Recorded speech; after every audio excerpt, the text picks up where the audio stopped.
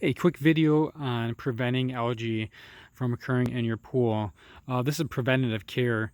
You can also, this is used to get rid of phosphates. If you have high phosphates when you're checking your pool levels with your local pool store, this is the skimmer, and you would put this phos-free directly in the skimmer. If you have an active problem, you want to look at the directions on the back of how much you'd want to put in there. You might have to put in anywhere from a couple capsules to a half of a bottle if you have extreme algae problems. But for preventative care, all you got to do is just shake up the bottle.